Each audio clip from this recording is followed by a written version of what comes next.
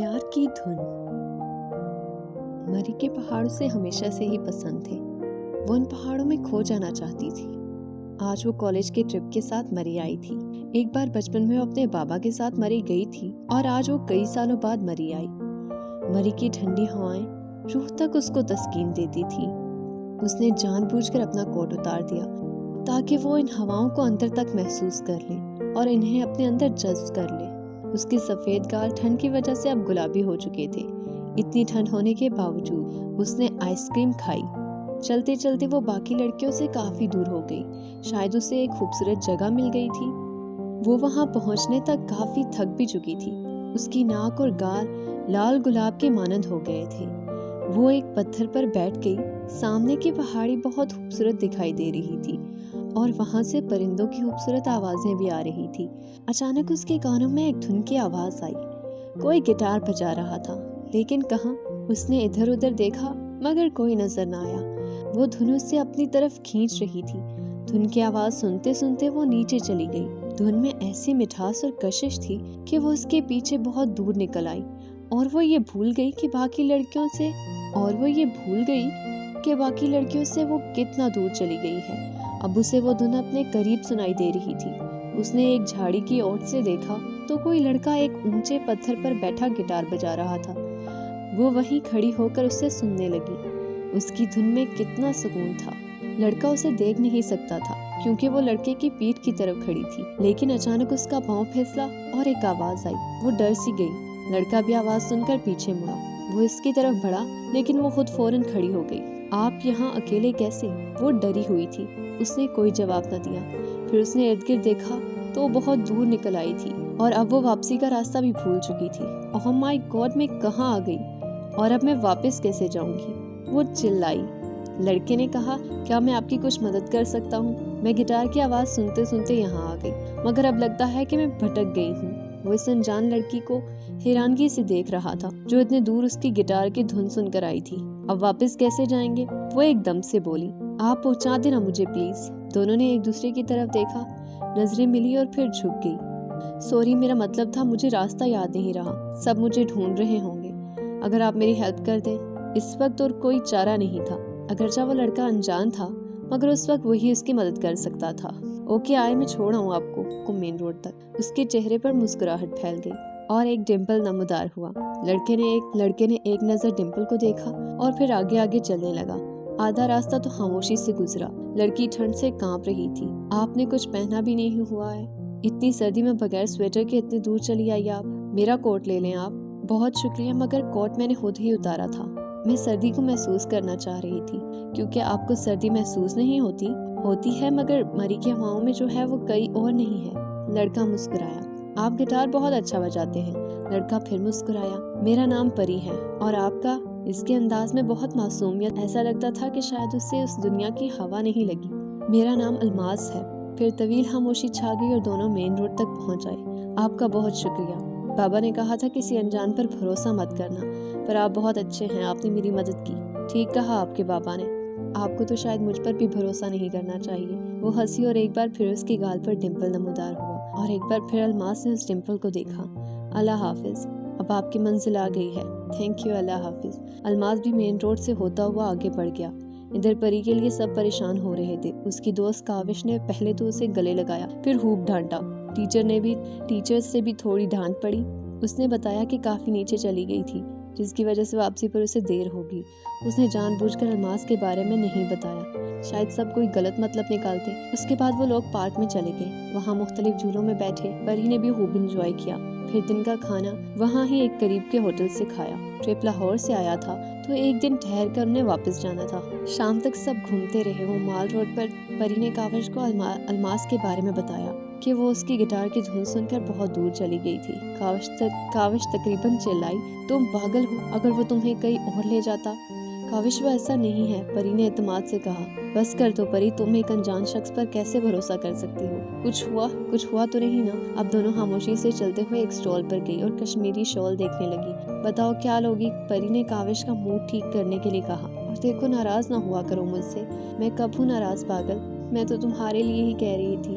کاوش نے اس کے گال کھینچا۔ اچانک پری کی نظر سامنے ایک اسٹال پر پڑی۔ اس نے کاوش کی طرف اشارہ کیا۔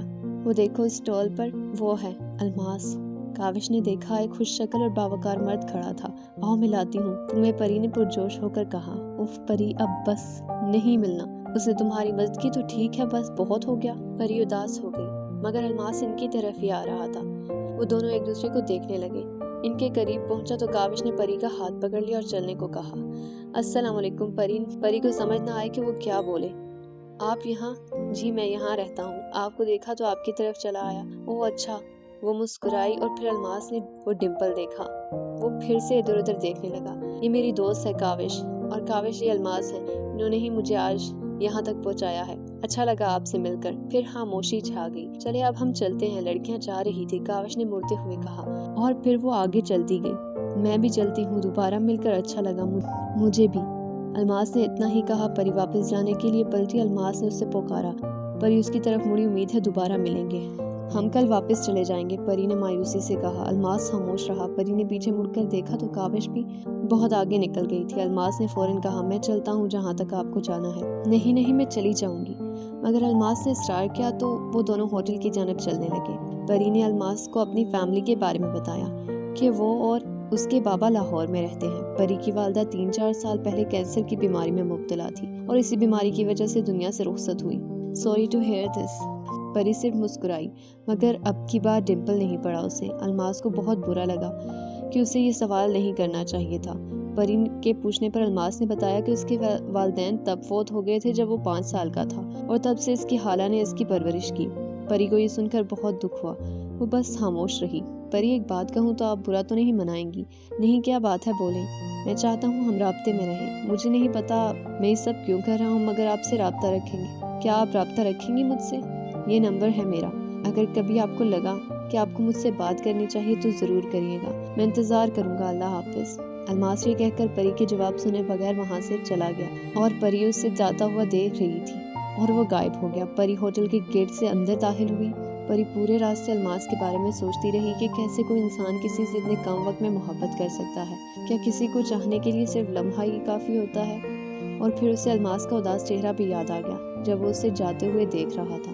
وہ بھی اداس ہو گئی۔ شام 5 بجے کے قریب پری گھر پہنچی۔ اس کے بابا اس کا انتظار کر رہے تھے۔ انہیں دیکھتے ہی پری ان سے لپٹ گئی۔ وہ ان کی بہت لاڈلی تھی۔ رات کا کھانا کھا کر پری اپنے کمرے میں چلی گئی۔ اس نے بیگ سے وہ پرچی نکال لی جس میں الماس کا نمبر لکھا تھا۔ وہ کافی دیر نمبر کو دیکھتی رہی۔ اس نے الماس کے نمبر پر اپنے ابو کا نمبر اور اپنے گھر کا پتہ بھیجا، اور ساتھ ہی اپنا نام بھی لکھ دیا۔ پھر وہ الماس کے جواب کا انتظار کرنے لگی۔ آدھے گھنٹے بعد پری کے موبائل پر میسج آیا۔ اس نے دیکھا الماس ہی کا میسج تھا۔ اس نے لکھا تھا کہ میں کل ہی اپنی خالہ کو لے کر لاہور آؤں گا۔ پری نے یہ میسج 8 سے 10 بار پڑھا، مگر اس نے کوئی جواب نہیں دیا۔ الماس نے بھی دوبارہ میسج نہیں کیا۔ پری کو بھی الماس اچھا لگنے لگا، شاید پہلے ہی دن سے، مگر وہ اس بات سے انجان تھی کہ پوری رات نیند نہ آئی تو شاید فجر ادا کر کے سو گئی۔ صبح 10 بجے اس کے بابا نے آ کر اسے جگایا۔ اس نے ایک دم گھڑی دیکھی۔ اسے لگا کہ شاید الماس آ گیا۔ دن یوں ہی انتظار میں گزرا۔ شام 3 بجے دروازے پر دستک ہوئی۔ ملازم نے دروازہ کھولا تو پری بھاگتی ہوئی آئی۔ سامنے الماس کھڑا تھا۔ دونوں کی نظریں ملی ایک بار پھر۔ پری کے گال پر ڈمپل نمودار ہوا۔ پھر دونوں کی نظریں جھک گئی۔ الماس کی خالہ بھی اندر آ گئی۔ پری نے انہیں سلام کیا اور اندر بیٹھک میں لے گئی۔ ملازم نے پری کے بابا کو بتایا۔ جب پری کے بابا آئے تو اندر کچن میں چلی گئی۔ الماس کی خالہ نے اپنا تعارف کروایا اور اپنے آنے کی وجہ بتائی۔ پھر مری والا پورا قصہ بھی سنایا۔ لاڈلا جو کہ الماس نے انہیں بتایا تھا، پری کے بابا بہت سلجھے ہوئے انسان تھے۔ انہوں نے کچھ وقت مانگا اور انہیں انتظار کرنے کو کہا۔ اتنے میں ملازم چائے بھی لے آیا۔ پری اپنے کمرے میں چلی گئی۔ اس کی سانسیں بے ترتیب ہو رہی تھی۔ جب الماس اور اس کی خالہ واپس جا رہی تھی، الماس نے کھڑکی سے اسے جاتے ہوئے دیکھا۔ جب الماس اور اس کی خالہ واپس جا رہے تھے، پری نے ان کو کھڑکی سے جاتے ہوئے دیکھا۔ الماس نے بھی پیچھے مڑ کر دیکھا۔ دونوں کی نظریں ایک بار پھر ملی، اور اتنے دور سے بھی محبت کی شدت کو محسوس کر پا رہے تھے۔ رات کے کھانے پر پری کے بابا نے اس سے الماس کے بارے میں بات کی تو اس نے صاف گوئی کا مظاہرہ کیا۔ اس نے اپنے بابا کو سب سچ سچ بتا دیا۔ پھر انہیں اندازہ ہو گیا کہ الماس اچھا لڑکا ہے، اور پری بھی اسے پسند کرنے لگی۔ اگلی صبح انہوں نے الماس کی امی کو کال کر کے ہاں کر دی۔ شام کو الماس گھر آیا تو یہ خبر سن کر بے حد خوش ہوا۔ اس نے پری کو میسج کیا، مبارک ہو پری۔ اس نے میسج پڑھا مگر کوئی جواب نہ دیا۔ پھر یہ طے پایا کہ 10 دن بعد سادگی سے نکاح ہوگا۔ الماس بہت خوش تھا۔ جسے چاہا وہ اسے پانے جا رہا تھا۔ جمعہ کی شام الماس پری کے گھر اپنے خاندان والوں کے ساتھ موجود تھا۔ پری کی دوست کاوش نے بھی پری کو بہت خوبصورت سجایا۔ پری بہت پرکشش لگ رہی تھی۔ نکاح خواہ نے نکاح پڑھایا، دستخط کرتے ہوئے پری کی سانسیں بے ترتیب ہو رہی تھی۔ اسی شام رخصتی بھی ہو گئی۔ پری اپنے بابا سے مل کر بہت روئی۔ کاوش بھی بہت رو رہی تھی۔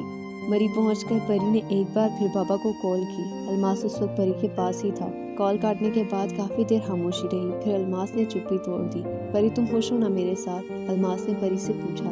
اس نے صرف سر ہلایا۔ پری میں تم سے بہت بڑے بڑے دعوے نہیں کروں گا، بس یہی کہوں گا کہ تم جب بھی میرا نام لوگی میں تمہارے پاس ہوں گا۔ کوشش کروں گا تمہیں کبھی کوئی تکلیف نہ ہو اور تم خوش رہو۔ پری بس الماس کو سنتی جا رہی تھی۔ تم اتنی خاموش کیوں ہو؟